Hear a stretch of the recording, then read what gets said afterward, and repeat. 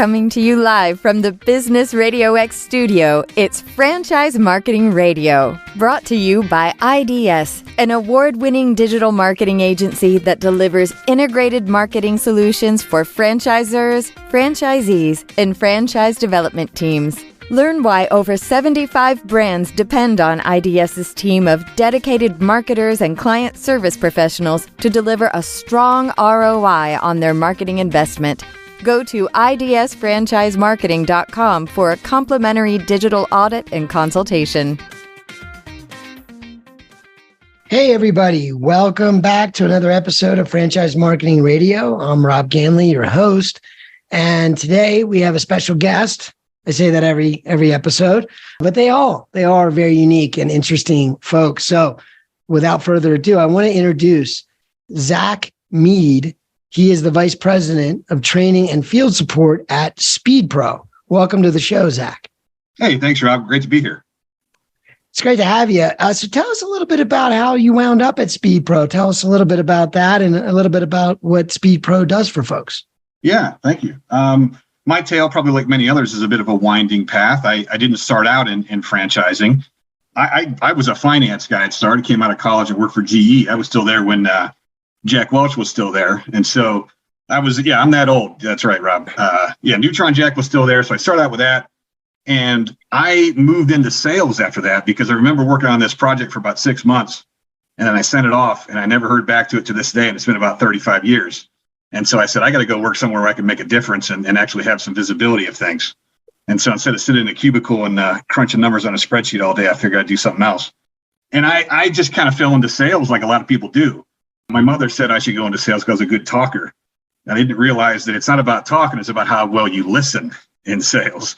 And so that was one of my first lessons. But through that experience, I became, I was a Zig Ziglar guy, I'm a Sandler sales graduate, Miller Hyman, all that stuff. And I really got into it. And I was like the number one sales guy in the Great Lakes region. I'm from originally from Canton, Ohio, where the Pro Football Hall of Fame is. And so, we had a small office in Cleveland and we were beating the pants out of New York and Chicago. And so I got a chance with that company to go overseas to London, which I always wanted to do as a kid. I was a big King Arthur guy, Knights of the Round Table thing. And I liked English football, soccer to us Yanks.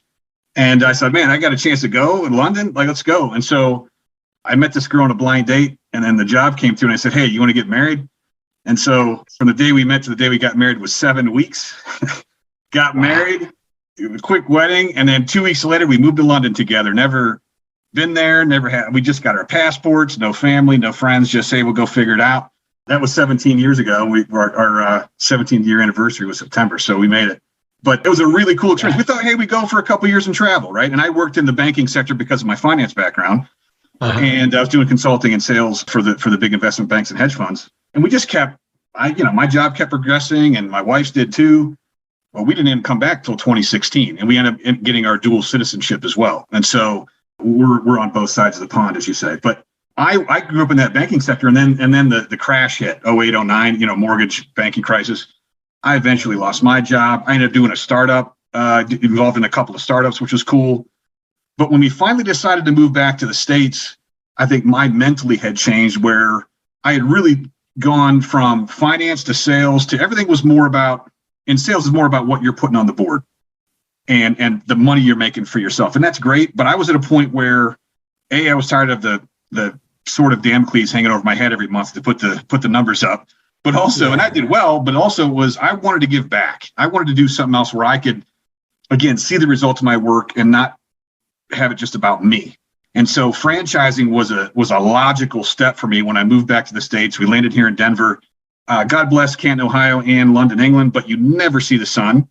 The food is underrated, by the way, in London. Everybody says English food is lousy. That's not true. But the weather is what kills you. We went probably 3 years without seeing the sun at all. And so we said, hey, Denver sounds like a cool place. It's sunny 300 days a year. We can do some skiing, this and that.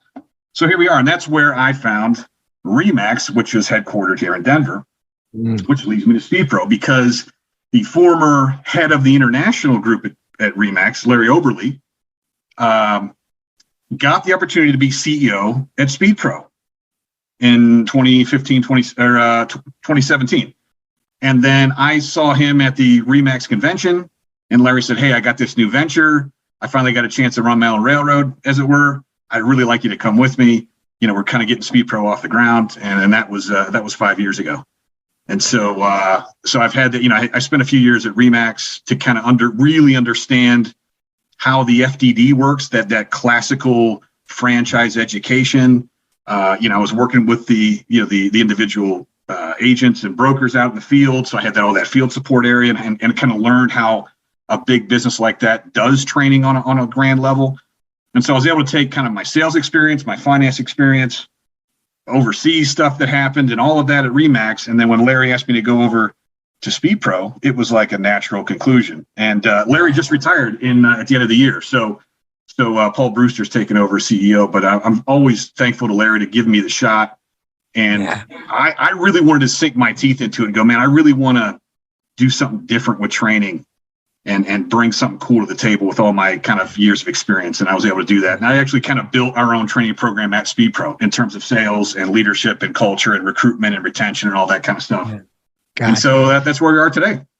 Yeah, no, that, and I it's funny you talk about Colorado. I'm in Colorado Springs, so we're not far. Oh, great. Hey, neighbor. We're virtual. Exactly. We're virtual right now, but we're actually pretty close. Could almost have done it live together in one room, like the old days. But I know what you mean about the sunlight. Being from the East Coast of the U.S., it was similar, and it does, doesn't it? It makes a big, profound effect on you when you live in a place where there's a lot of sun. So I'll never regret that. And the timeline's similar.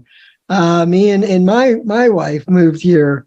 So I guess it was it's been 17, not quite 17, 15 years ago. But, kind of a similar situation where we just wanted to make a change and we were happy we did. So anyway, I know how that goes. It's always something that you can take from that kind of a life change. But yeah, and your background is very, a lot of overlap with my background, but I can also see where that plays into your current role. Tell us a little bit about SpeedPro in terms of, first, who you're serving, like who your market is.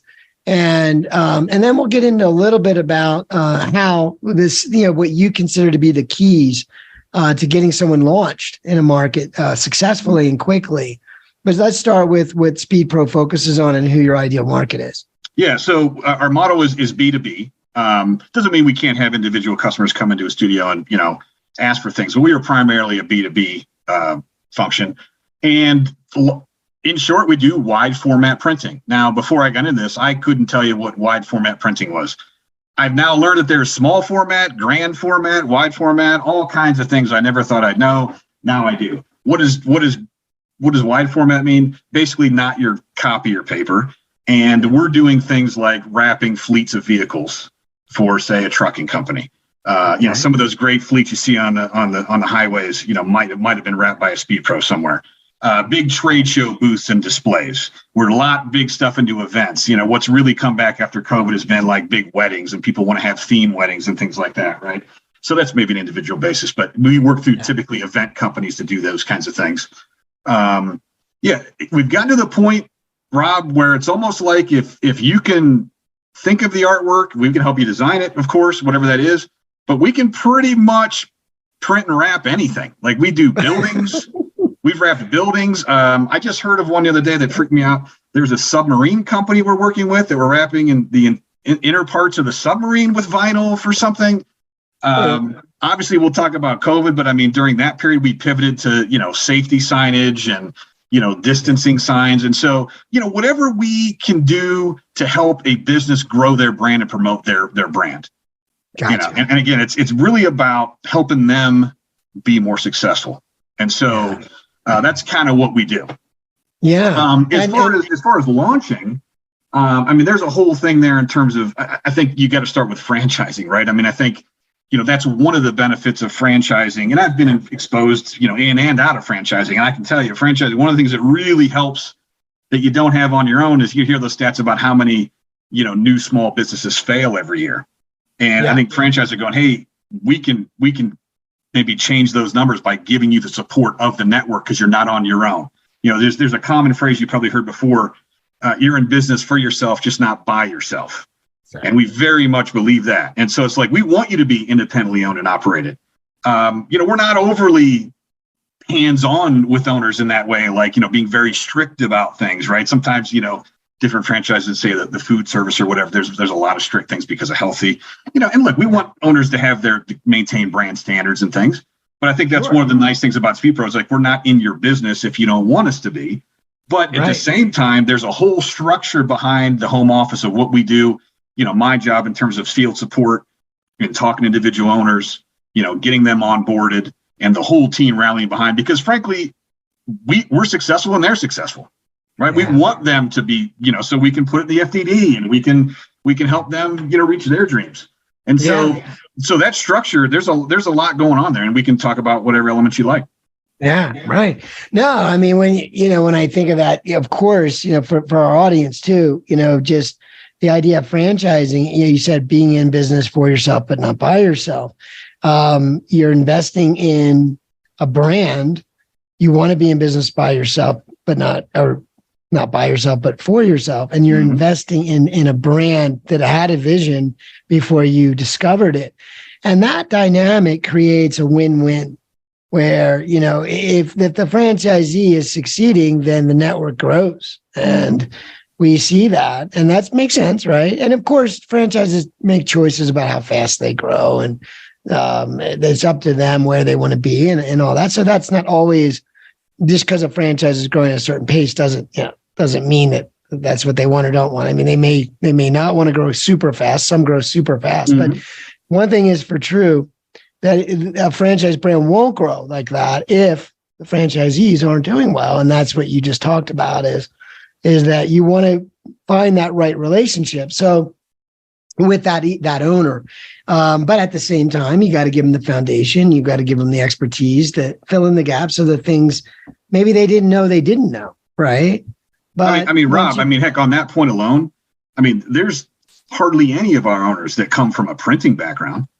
These guys are typically white collar guys that did pretty well in their jobs, that saved enough money to buy a franchise and finally said, I don't want to work for the man anymore. Like, I've got lawyers and doctors and not doctors, but engineers and a lot of, computer guys and they've got to go learn all of this stuff. And so, you look at some of these machines, a lot of times they like to play with them. It's like their sandbox back there. It's like big Tonka trucks, right? But you got to learn how to use that. And not that we want you working in the business. I want you working on your business as an owner. But I think it's you have to learn that initially so that you can then help train others or at least have the knowledge.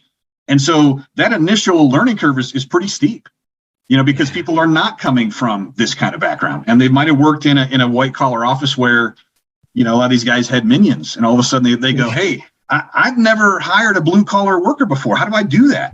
Yeah, right. And there's a transition, and that's where we've got to be ready as the home office to help and hold their hand and walk them through all of those things that are different so they can get off the ground running and be successful.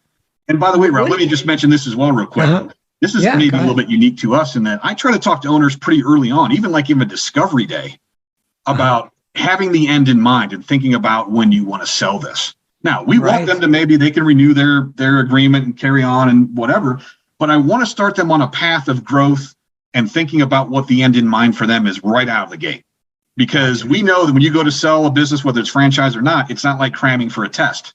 You can't just say, hey, I got to go ahead and turn around and sell this. And that's typically because of a life change, a health issue, whatever, or you're just tired and burned out. And by that point, if the numbers don't add up and you haven't built it to be ready to sell to somebody else, you're not going to get the value that you want.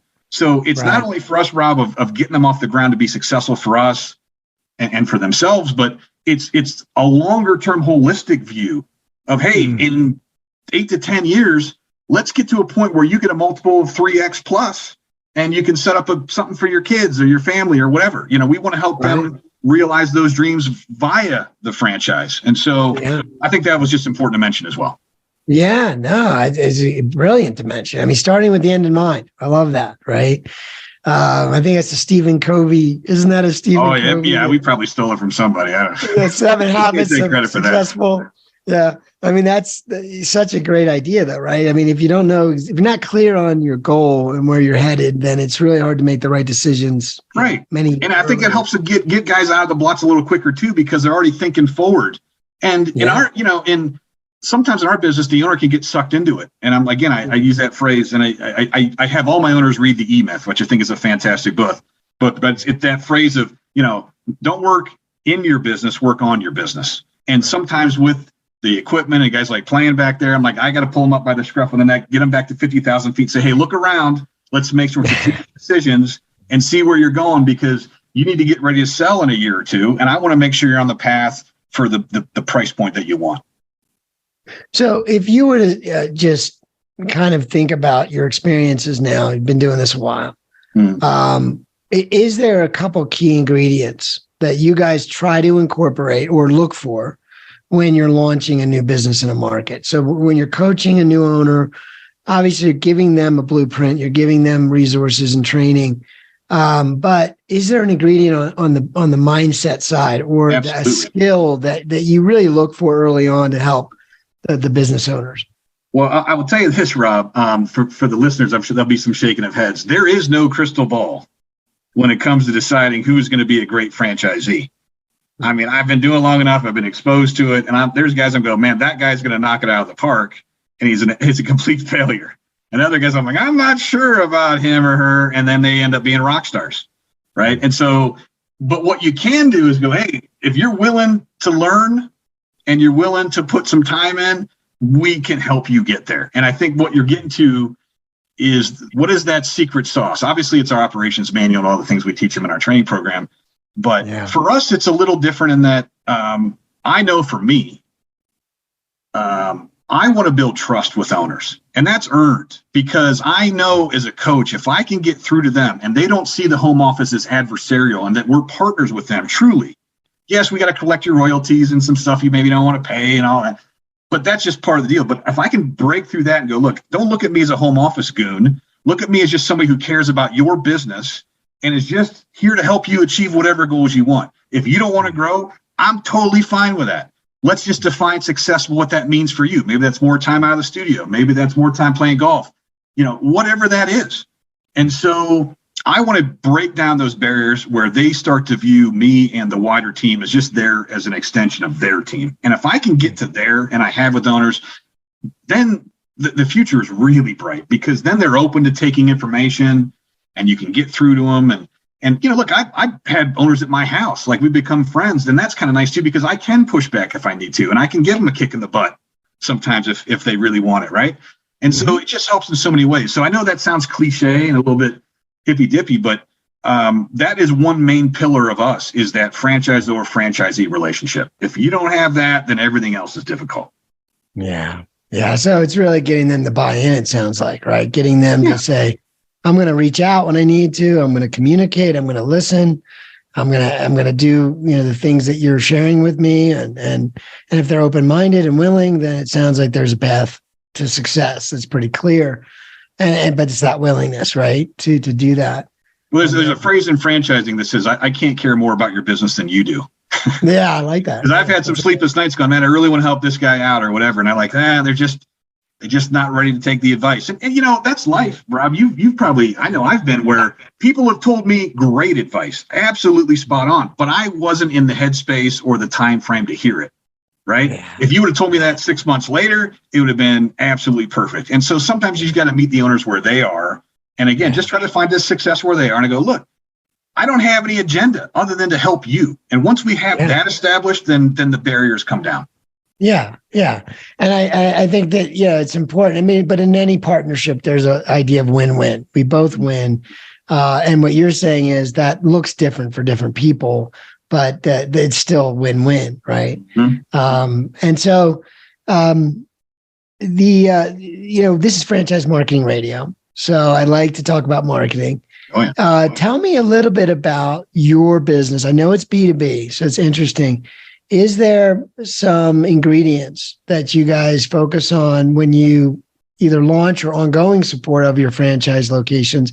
Is there digital marketing programs or things in place that you feel or have learned that just have to be there for them? Yeah. Is there something important that this is what every owner gets? I mean, clearly a website or a web presence and so forth, but what do those ingredients look like? Yeah, there's a couple that jump right out of the top of the box for me. And because we're visual, right? You can talk to somebody on a sales call and talk about how this wall mural is going to transform your space. And by the way, we're getting a lot of that because businesses are trying to attract employees back into the office post-COVID, and they don't want to come. And some of these owners are going, look, I got all this open space downtown.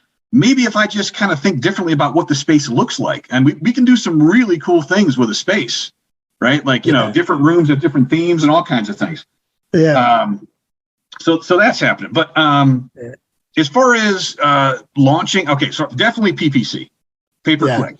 I think that's table stakes for any small business right now. And we actually offered a matching program to where we would match some of the owner's dollars to help them get more bang for their buck.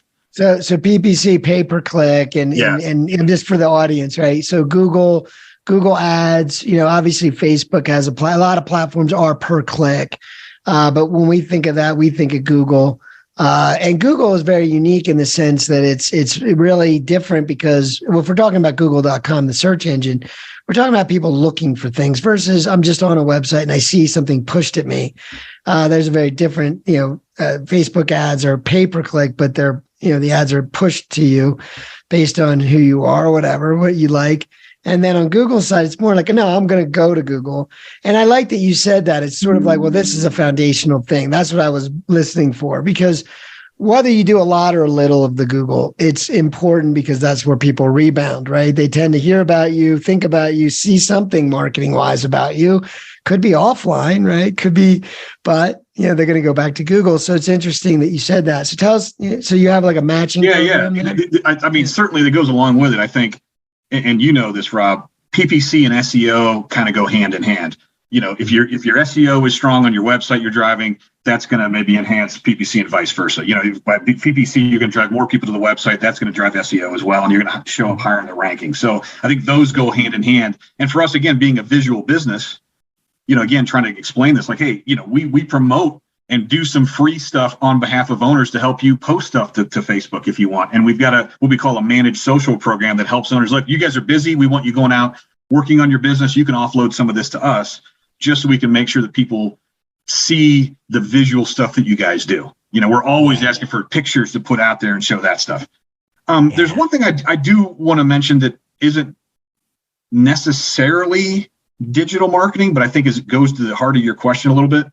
Yeah. I think every franchise out there has got this initial training program that they put people through, right? Mm-hmm. For marketing, for us, they do prerequisites online, watch videos, and understand all of the tools we have before they're even allowed to come to Denver for training, because we want them to understand it at least a little bit so that when we're teaching the intricacies to them, it's not just going over their head. They've got a baseline for that. So there's a lot of different things in our toolbox, right? We've got calling programs and all kinds of things. But I think it's important to understand that initial training is really important. They're going to spend, maybe 2 weeks in Denver, one in kind of the business side, another in the production side. But to me, while that's really important, it's what happens after that. And that's where the onboarding really kicks in, where I'm having at least weekly calls with new owners and making sure that stuff gets embedded, because they get hit with the fire hose and they're learning all this new stuff. And then you just simply cannot expect that person to retain all of that when they go back to their respective studio. Then real life starts happening again. They're outside the bubble of the training studio, right? And so that's really important too. So, they might come in and go, man, I want to do PPC, or I want to do this or that. And then they go back and go, what was that thing again? And how does that work? And so that's what we do the individual stuff to make sure not only, and it's also coached for effectiveness, right? Because it's not about checking the box going, I'm doing PPC. We're going, hey, let's meet with our providers after the first month, if not before then, and really dial in your keywords and making sure you're getting the right bang for your buck and really try to dial it in. And I would say, that would be a coaching advice to anybody out there. If you're starting a PPC program, I don't believe ever that it's a set it and forget it thing in the first few months. I think you got to at least give yourself 60 to 90 days to dial that in, and then probably another quarter to see really what the true results are. Yeah. But again, you got, in the franchise world, somebody goes, I'm doing PPC, it doesn't work for me.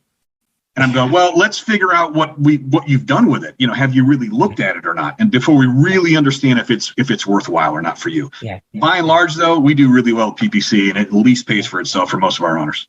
Yeah, good to hear. And I always laugh when people say if it doesn't work. It's like, well, it works. It's just a matter of working it the right way. Yeah. Google wouldn't be who they are if it didn't work. By the way, Rob, last one is online reviews are really important too.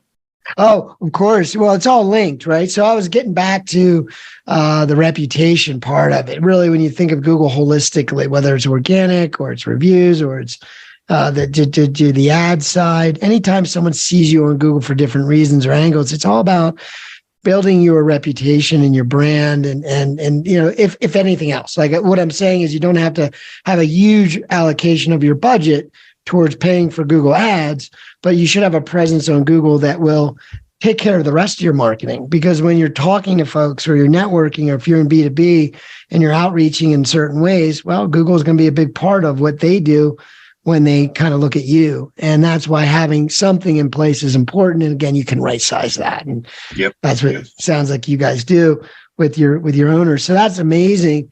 But real quick, before we wrap up the B2B idea, I was thinking, what's the thoughts on LinkedIn, thoughts on traditional, you're a traditional sales background, so you know that. So tell me a little bit about how do you apply that sort of thinking for these owners who may not have a sales background, right? Mm-hmm. How do you teach them how to build that territory out and how to network and outreach? Yeah. What do you focus on? It's very, you mentioned LinkedIn because I say this in my training. I said, I talk about networking and best practices and how you want to approach these meetings and, understanding how what you want to get out of them. All kind of tips and tricks on, like for instance, like I tell people to be the connector within your BNI or Chamber of Commerce group where people view you as the one that connects other people together. And then when you need a favor, you can always ask them, right? And so you can kind of work things differently, right? One of my other tips is I say, call three networking contacts a week and don't sell to them. Just check in on how they are and don't have an agenda. Just call them and help them out. And you'd be surprised what comes of that. So, but what I was getting to with you, though, is when you say LinkedIn, I always say, I still think LinkedIn is the best networking tool we have. Yes, it's gotten more Facebook-y and people put other kind of personal stuff on there. But as far as just mining information, whether you're using LinkedIn Navigator or not, which is the additional fee where you can really get into stuff, even just your general LinkedIn, what I teach in my sales class is I go, be the salesperson you would want to be calling on you. And what that means is what it feels like when somebody calls you, they don't know you, they've not done a lick of research at all, and it sounds generic. And I go, we are going to be the anti-used car salesman. So what I want you, before you call anybody, before you pick up a phone, try to find out about the person a little bit and get an understanding of what might drive them so that when you call or you meet with them or whatever, you've got some understanding. And I still think LinkedIn is a great way to get some good information about who decision makers are and maybe a little bit about their background. So that gives you a little bit of a leg up when you have that initial conversation, you have some background. Yeah, no, that's brilliant. Market to be, well, we used to, so I was involved with an outreach company that did appointment setting for businesses in the B2B space. And our mantra was, we always said, leave the prospect better off with every touch. Great. So no matter what you're doing, think about that email, think about that message, think about that voicemail even. What are you doing? Is there something you can do that you're being thoughtful about that person? How are you helping them? How are you leaving them better off? Can you do that? Just with that little thought, right? It makes you think differently about that email. I know I get emails all the time and I'm like, what? I am not your prospect. You're wasting your time right now. Well, it's kind of like I say, if you could actually harm your business if you're sending out the wrong information. Because I have owners go, hey, I'm doing an email campaign. I mean, yeah, but what does it look like? Right? It's that qualitative, like, hey, what kind of return are you getting? Like maybe these poor numbers are telling you it's not the right voice and message, and we need to relook at what you're sending out. I do want you to put stuff out there so that your customers' heads don't get turned by competitors or they're aware of the new cool stuff you're doing. But if you get to a point where you're bugging them or it's clogging up inboxes or it feels pushy or whatever, that's not where we're going with that. It just needs a nice light touch. Hey, we're here, local neighborhood folks that can help you with your business. And that's it. That's how we're buying today. That's how people buy, So that's brilliant. I appreciate your time. And before we wrap things up, I just wanted to see if you wanted to share maybe the website that folks can go and check out SpeedPro, both from the consumer side or the business side and or from the opportunity side. Is there some? Yeah, it's really just www.speedpro.com. And you can find individual studios in your area or the corporate site, in terms of if you're interested in potentially purchasing one or looking into it. I would all just start from there. And And that'll probably be a good start. We've got 130 odd locations around the United States, another 30 in Canada. We're not in every major market, but even some major markets, we've got several locations. And we can print and ship anywhere in the country, including overseas sometimes. And we've got a nationwide network of installers. So if you're in Boise, Idaho, or Boca Raton, we can get somebody out there to wrap your building if you want. We'll do it.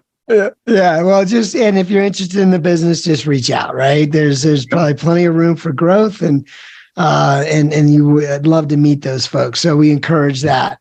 It's been a pleasure having you on the call, on the show today. And before I do leave you, I wanted to just see, is there something in your journey, especially these last few years, is there one thing that you kind of want to leave with the audience that you think is like a kind of a magic bullet? Is there anything like that you just feel like I always, reinforce this? Yeah, principle? It's so clear to me. There's points where I had some low points in my life, and I always go back to when I'm down or thinking that the world's against me, I always try to think about other people and try to give something back. And that always kind of gives me more energy and makes me more humble and thankful.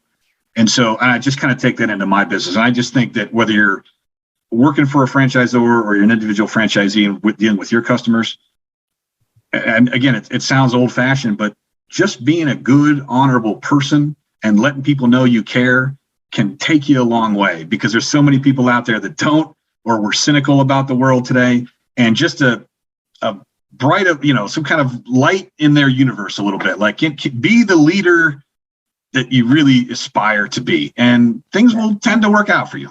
How about that? That's not overly fantastic, but there you go. That's what I think. No, I thought it was amazing. I love the idea of giving, right? The giving does get you out of yourself, whether you're talking business or personal, but you're investing in something or somebody in this particular moment. That's probably a better place to be than dwelling on anything that's holding you back. So that's amazing and very true. At least I've found in my experiences. So thank you for sharing that, Zach. And thanks for being on the show today.